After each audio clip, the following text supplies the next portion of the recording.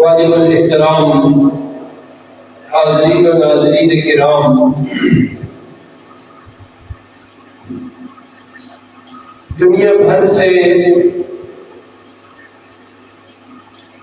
لاکھوں مسلمان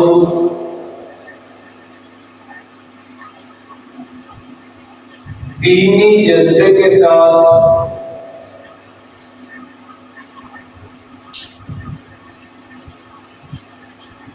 والہانہ انداز میں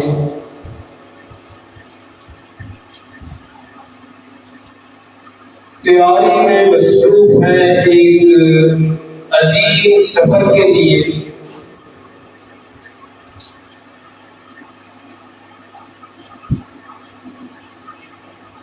پوری دنیا میں اس بات کی تیاری ہو رہی ہے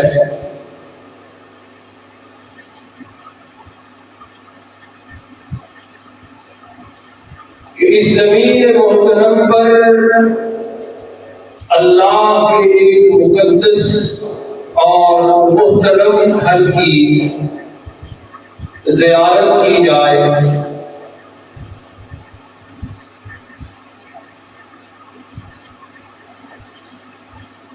سرمایہ کی ایک بڑی تعداد خرچ کی جا رہی ہے۔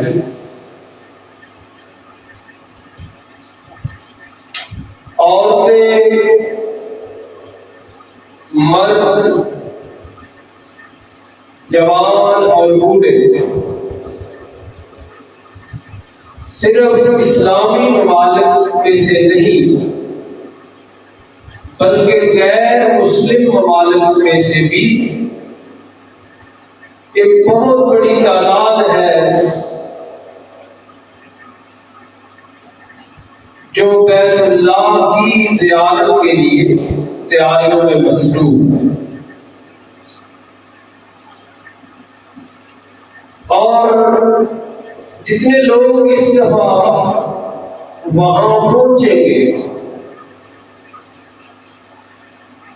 اس سے زیادہ لوگ ایسے موجود ہیں جن کے دلوں میں یہ تمنا موجود ہے کہ کب موقع ملے، کب حالات ایسے بنے کہ وہ بھی اللہ کے گھر کی زیارت کر سکے۔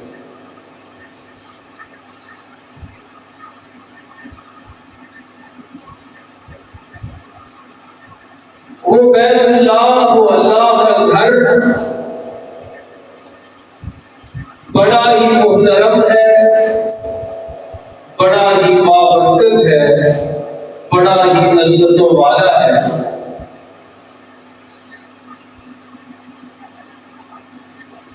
اسی کے حوالے سے قرآن حکیم کے ایک دو مقامات ہم دیکھیں گے۔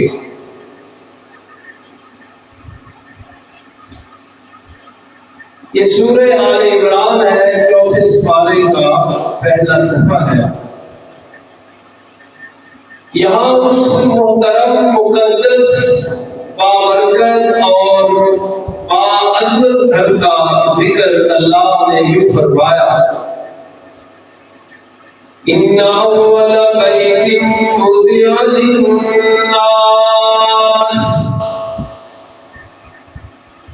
لَلَّذِي بِبَكَّةَ مُبَارَكًا وَهُدًى لِّلْعَالَمِينَ۔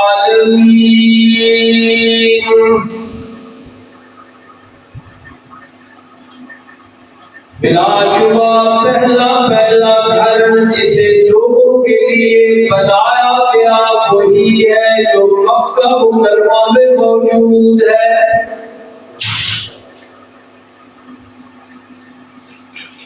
مفسرین نے فرمایا کہ دو مطلب ہے، ایک تو یہ کہ عبادت کے لیے پہلا گھر اللہ کا وہی گھر ہے جو مکہ مکرمہ میں ہے، جسے بیت الحرام بھی کہتے ہیں، کعبہ بھی کہتے ہیں۔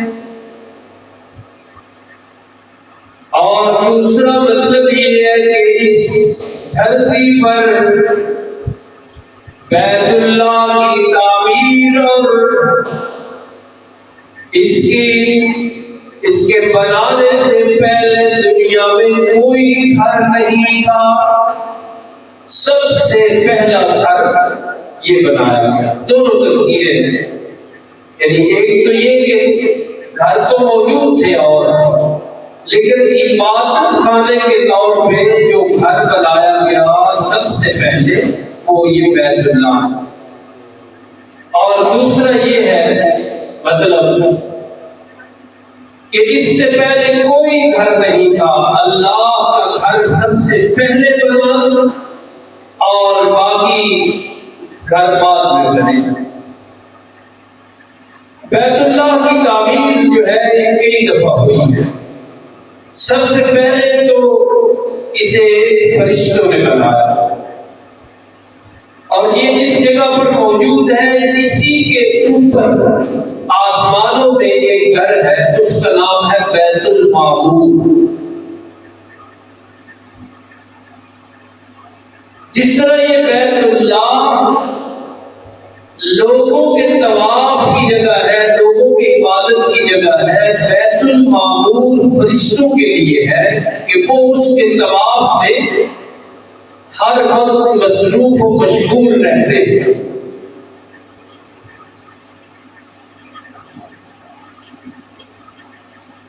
پھر حضرت آدم علیہ السلام و تسلیم دنیا میں جب تشریف لائے تو اس وقت بھی ایک روایت یہ ہے کہ آپ نے سب سے پہلے یہی گھر بنایا، اور طوفان نوح جب آیا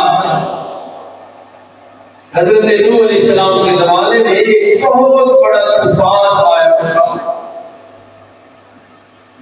جس نے کشتی نوح میں جو موجود تھے اس کے علاوہ ساری دنیا کے انسانوں کو تباہ و برباد کر دیا تھا۔ تو روایت یہ ہے کہ یہ بیت اللہ شریف بھی اسی طوفان نوح کا جو گرد و غبار تھا اس کے نیچے دب کے منہدم ہو گیا،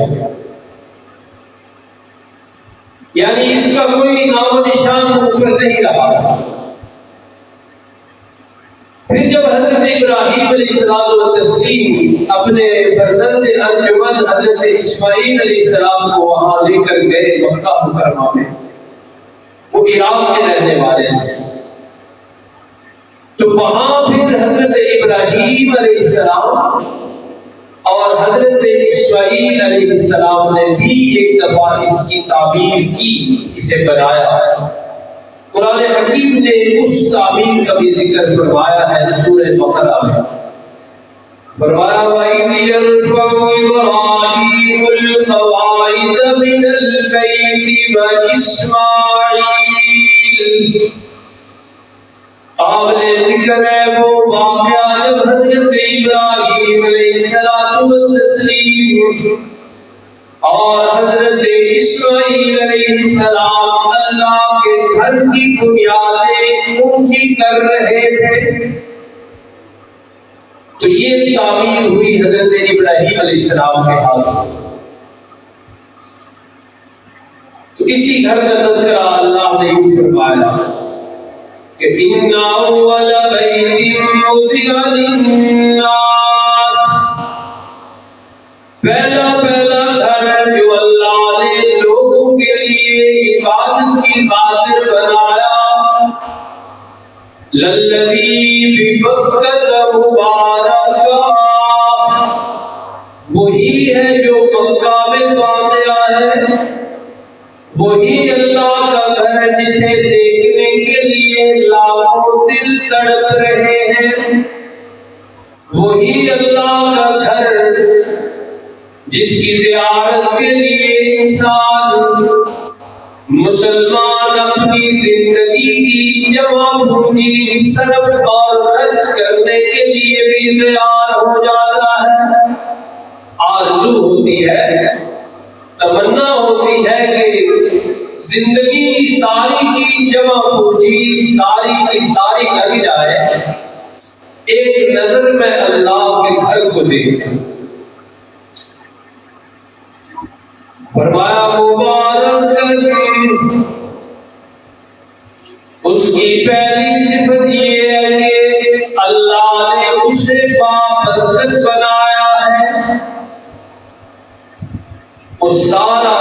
کو اس کا ارد گرد اللہ نے بابرکت بنایا. اور اس کی برکت کی نشانی یہ ہے جو حضرت ابراہیم علیہ السلام کی دعا بھی ہے کہ حضرت ابراہیم علیہ السلام نے جب وہ تعمیر کیا تو صرف اس گھر کے لیے دعا نہیں مانگی بلکہ پورے شہر کے لیے دعا مانگی. عرض کی بارگاہ عزتی میں رب اجعل ھذا بلدا آمنا. پروردگار عالم اس گھر کو نہیں بلکہ پورے شہر کو امن کا گہوارہ بنا دیجیے اور اس کو بابرکت بنائیے. برکتوں کا اظہار یوں ہو کہ برزق اہلہ من السماوات. مکہ مکرمہ میں رہنے والوں کو ہر قسم کا پھل عطا کیجیے. آج دنیا حیران ہے کہ ایک سنگلاخ زمین میں پتھریلی زمین میں جہاں زراعت کھیتی باڑی کا کوئی امکان ہی نہیں وہاں دنیا کے ہر قسم کے پھل موجود ہیں. پوری دنیا سے تر و تازہ پھل کھینچے چلے آ رہے ہیں وہاں. تو پہلا اس کا مقام و مرتبہ یہ ہے بیت اللہ کا کہ اللہ نے اسے بابرکت بنایا. دوسرا یہ کہ وَهُدًى لِّلْعَالَمِينَ اسے مرکز ہدایت بنایا ساری دنیا کے لیے. پوری دنیا کے لیے اللہ کا گھر مرکز ہدایت رہنمائی کا مرکز بنا دیا اللہ نے اسے. فرمایا فیہ آیات بینات روحانی برکتیں بھی اسے دی ہے اللہ نے اور ہدایت اور رشد کا اور رہنمائی کا مرکز بھی بنایا ہے اللہ نے اسے. لیکن اس کے علاوہ بھی فیہ آیات بینات بڑی واضح اور بھی نشانیاں وہاں موجود ہیں. ایک کا تذکرہ کیا فرمایا مقام ابراہیم اللہ کی قدرت کی نشانیاں کئی ہیں لیکن ان میں سے ایک ہی ہے کہ مقام ابراہیم بھی وہاں موجود ہے. مقام ابراہیم جنہیں اللہ نے زیارت بیت اللہ کا شرف عطا فرمایا ہے انہوں نے وہاں ضرور نفل پڑھے ہوں گے. بیت اللہ کے ساتھ ہی ایک جگہ ہے جہاں ایک پتھر ہے اس پر حضرت ابراہیم علیہ السلام کے پاؤں کا مبارک نقش موجود ہے. اور جو حاجی بھی حج کے لیے جاتا ہے طواف کرتا ہے تو وہاں اس سے 2 نفل مقام ابراہیم کے پاس ضرور پڑھتے ہیں. تو یہ ایک نشانی لگی. اس کے علاوہ حجر اسود ہے. حجر کا معنی ہوتا ہے پتھر اور اسود کا معنی ہوتا ہے بلیک سیاہ.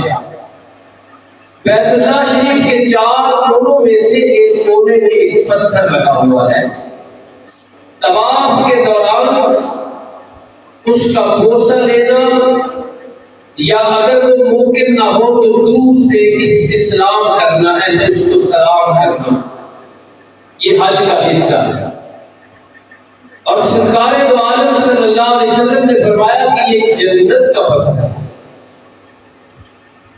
اور اب تو اس کا رنگ بھی بلیک اور سیاہ ہے اور نام بھی حجر اسود ہے.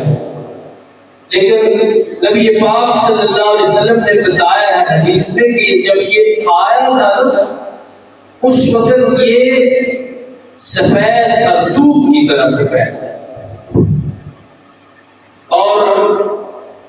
اس کا اپنا مقام مرتبہ بہت ہے۔ پہلی بات تو یہ کہ جنتی پتھر ہے، دوسرا یہ ہے کہ جو اس کا بوسہ لینے میں کامیاب ہو جائے اس کے بارے میں ارشاد ہے کہ اللہ اس کے سارے گناہ معاف فرما دے، اس کا اپنا اتنا مرتبہ۔ اور یہی وہ حجر اسود ہے جس کے بارے میں آپ سکول کی کتابوں میں پڑھا کرتے تھے کہ جب اس کے رکھنے کی باری آئی تھی رسول اللہ صلی اللہ علیہ وسلم کے زمانے گھر میں، تو مکہ والوں میں لڑائی ہونے لگی کہ کون رکھے، یہ اعزاز کس قبیلے کے حصے میں آئے، کون سا قبیلہ ہو جسے یہ شرف حاصل ہو۔ کئی دنوں تک اس پر بات ہوتی رہی، بحث ہوتی رہی، ہر قبیلہ دعوے دار تھا کہ ہم رکھیں، یہ شرف ہمیں ملنا چاہیے، لیکن کوئی فیصلہ نہیں ہو رہا اور نوبت لڑائی تک آنے لگی تھی۔ پھر کسی نے کہا کہ ایسا کرتے ہیں کہ یہ کام کل پر ٹال دیتے ہیں اور کل جو بیت اللہ میں پہلے آئے گا نا اس سے فیصلہ کروا لیں۔ دوسرے دن کی صبح ہوئی تو سرکار دو عالم صلی اللہ علیہ وسلم سب سے پہلے اللہ کی عبادت کے لیے تشریف لائے۔ دیکھنے والوں نے جیسے ہی دیکھا تو انہوں نے کہا کہ صادق و امین آ گئے، تو اب بہت ہی اچھا فیصلہ ہو جائے گا۔ تو آپ صلی اللہ علیہ وسلم نے اپنی ذہانت اور اللہ کی دی ہوئی فطانت اور سمجھداری سے ایک ایسا فیصلہ فرمایا کہ جنگجو قبائل میں جنگ نہ ہونے پائی۔ سنا ہوا ہے آپ نے واقعہ، آپ نے ایک چادر بچھائی، خود اپنے ہاتھ مبارک سے وہ حجر اسود اٹھا کے دوسری جگہ رکھا چادر میں، اور فرمایا کہ اس چادر کو سارے قبائل کے سردار جو ہے وہ ہاتھ لگا دو اور اس کی جہاں لگانا ہے اس تک لے آؤ، تاکہ تم سارے کے سارے اس شرف میں شامل ہو جاؤ۔ اللہ کے پیغمبر جو ہوتے ہیں وہ انسانی خوبیوں سے مالا مال ہوتے ہیں، ذہانت، فطانت اور سمجھداری یہ بھی انسانی خوبیوں میں سے ایک خوبی ہے۔ تو اللہ کے پیغمبر صلی اللہ علیہ وسلم اس میں بھی اعلیٰ پائے کے درجانہ درجے پر تھے۔ جب جنگ بدر ہوئی نا تو یہ بدر کے مقام پر ہوئی تھی نا، ایک جاسوس پکڑا گیا، مشرکین مکہ کا ایک جاسوس مسلمانوں نے پکڑ لیا، حضرت علی رضی اللہ تعالیٰ عنہ۔ دو تھے، ایک نے گفتگو کی تو رسول اللہ صلی اللہ علیہ وسلم نے اس سے پوچھا کہ تمہاری تعداد کتنی ہے؟ ابو بھی ہوشیار تھا، اس نے تعداد نہیں بتائی، کہتا بہت تعداد ہے، بہت بڑی فوج ہے، اس طرح کہتا۔ تو آپ اندازہ لگائیے ذرا رسول اللہ صلی اللہ علیہ وسلم نے کس ذہانت سے تعداد معلوم کی، کس سمجھداری سے تعداد اس سے پوچھے بغیر معلوم کر لی۔ آپ نے فرمایا چلو تو سیدھا اور دو ٹوک جواب نہیں دیتا، نہ دے، مجھے اتنا بتا کہ ایک وقت میں کھانے کے لیے کتنے اونٹ ذبح کرتے ہو؟ اب اس میں اس کا بھی ذہن نہیں کیا کہ یہ کیا پوچھنا چاہتے ہیں اور کیسے پوچھنا چاہتے ہیں۔ اس نے کہا جی 10 اونٹ ذبح کرتے ہیں۔ ایک وقت میں جب کھانا تیار کرتے ہیں لشکر کا تو 10 اونٹ ذبح کرتے ہیں۔ تو رسول کریم صلی اللہ علیہ وسلم نے فرمایا کہ تمہاری تعداد 1000 ہے، کیونکہ ایک اونٹ جیسے یہ پکوائی والا نہیں اندازے لگا کے بتاتے ہیں کہ ایک دن کتنے لوگوں کو کافی ہوتی ہے، وہ بعد میں اندازے غلط بھی ہو جاتے ہیں، پھر وہ ملتے ہی نہیں اندازہ بتانے والا۔ تو بہرحال اس نے کہا 10 اونٹ ذبح کرتے ہیں، تو رسول اللہ صلی اللہ علیہ وسلم نے اندازہ لگا لیا کہ لشکر کی تعداد کتنی ہے، 1000۔ تو اس طرح آپ نے بیت اللہ میں حجر اسود رکھتے ہوئے یہ سمجھداری اور فطانت اور ذہانت دکھائی۔ اسی لیے حدیث شریف بھی ہے کہ فراست جو ہے نا مومن اس سے کرنا چاہیے، اللہ کی طرف سے جو کسی مومن کو سمجھ عطا ہوتی ہے اس سے بچنا چاہیے، تب وہ فراست المومن۔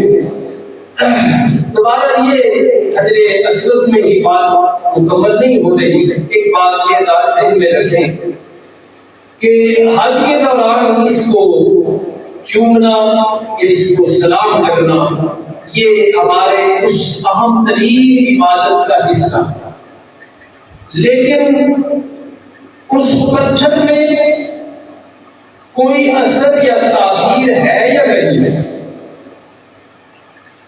یہ دنیا کے چھوٹے چھوٹے پتھر جو لوگوں نے ہاتھوں میں پہنے ہوئے ہیں، ان کے بارے میں ذہن بنائے ہوئے ہیں کہ فلاں قسم کا پتھر پہنو تو یہ کمال ہو جائے گا، فلاں قسم کا پتھر پہنو تو یہ کرشمہ ہو جائے گا۔ تو یہ تو شاید کوئی پتھر حجر اسود کے بارے میں بھی مسلمانوں کا یہ پکا عقیدہ ہے کہ وہ محترم اور مقدس ضرور ہے لیکن مبشر حقیقی نہیں ہے۔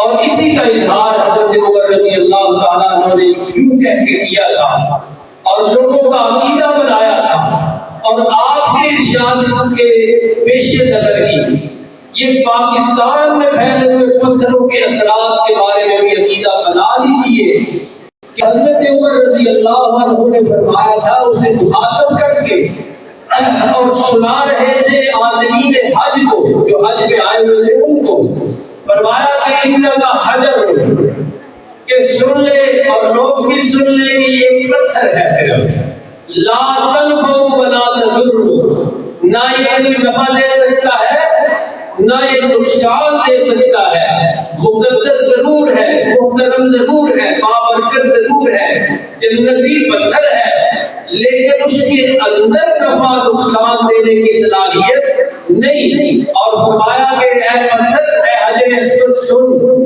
اگر میں نے اور ہم نے صحابہ نے رسول کریم صلی اللہ علیہ وسلم کو تجھے بوسہ دیتے ہوئے نہ دیکھا ہوتا تو ہم تجھے کبھی بھی بوسہ بھی نہ دیا۔ تو بہرحال باقی چیزیں بھی اس میں تھیں، بیت اللہ کا ذکر ہم کر رہے تھے، عظمتوں والا گھر ہے۔ قرآن حکیم میں دوسری جگہ اس کا مقام کیوں بیان کیا ہے کہ جعل اللہ الکعبۃ البیت الحرام قیاما للناس، کہ اس دنیا کے قیام کا اور باقی رہنے کا سبب اللہ نے اس گھر کو بنایا۔ اتنی عظمتوں والا ہے، اور حدیث پاک ایک نماز کے بارے میں مشہور ہے، وہ سن لیں تاکہ ساری گفتگو ارشاد پاک کی وجہ سے بابرکت ہو جائے۔ آپ نے فرمایا کہ جو گھر میں نماز پڑھتا ہے اس سے ایک نماز کا ثواب ملے گا۔ فرمایا جو مسجد میں نماز پڑھتا ہے اسے 25 نمازوں کا ثواب ملے گا اضافی، اور جو جامع مسجد میں جس میں جمعہ ہوتا ہو وہاں جو نماز پڑھے گا اس کو 500 نمازوں کا ثواب ملے گا۔ اور آپ نے فرمایا کہ جو بیت المقدس میں نماز پڑھتا ہے اس کو ایک نماز کا ثواب 1000 نمازوں جتنا ملے گا۔ اور آپ نے فرمایا کہ جو میری مسجد یعنی مسجد نبوی جو مدینہ منورہ میں ہے وہاں نماز پڑھے گا اسے 50,000 نمازوں کا ثواب ملے گا۔ اور آپ نے ارشاد فرمایا کہ جو بیت اللہ میں نماز پڑھے گا ایک نماز پڑھنے کے بدلے میں اسے 1,00,000 نمازوں کا ثواب ملے گا۔ اتنی عظمتوں، برکتوں، رفعتوں اور مقام و مرتبے والا یہ گھر ہے جس کے لیے اس وقت لاکھوں مسلمان تڑپ رہے ہیں کہ کب ذی الحج کا مہینہ آئے اور پروازیں شروع ہوں اور جا کر وہ اپنی آنکھیں ٹھنڈی کریں اسے دیکھ کے۔ اللہ رب العالمین ہم سب کو اور جو بھی مشتاق اور آرزو مند ہے، جو بھی آرزو رکھتا ہے اللہ اس کی آرزو پوری فرمائے، سب کو اپنے گھر کی زیارت نصیب فرمائے۔